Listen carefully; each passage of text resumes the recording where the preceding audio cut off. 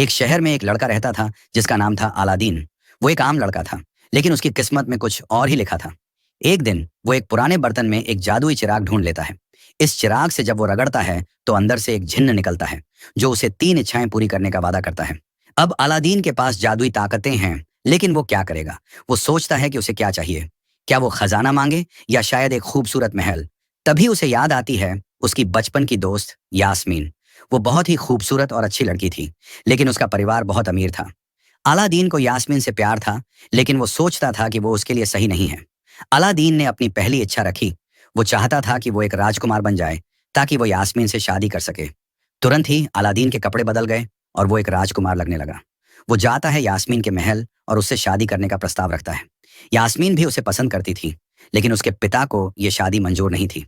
अब कहानी में आती है एक समस्या। यास्मीन के पिता को एक शर्त याद आती है जो सदियों पहले एक भविष्यवक्ता ने बताई थी। उस भविष्यवक्ता ने कहा था कि यास्मीन की शादी एक ऐसे राजकुमार से होगी जो एक दुर्लभ पत्थर ला सकता है।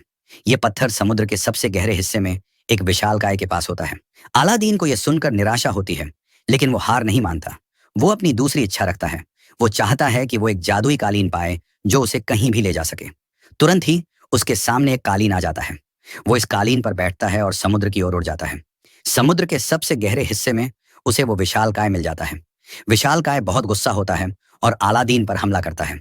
अलादीन डरता है, लेकिन फिर उसे अपनी आखिरी इच्छा याद आती है। वो चाहता है कि वो एक ताकतवर योद्धा बन जाए। तुरंत ही वो एक योद्धा बन जाता है और विशालकाय से लड़ने लगता है। एक लंबी और कड़ी लड़ाई के बाद अलादीन विशालकाय को हरा देता है और दुर्लभ पत्थर ले आता है। यास्मीन के पिता को अब कोई शिकायत नहीं रहती और वो दोनों की शादी के लिए राजी हो जाते हैं। अलादीन और यास्मीन की शादी बहुत धूमधाम से होती है और सब खुशी खुशी रहने लगते हैं।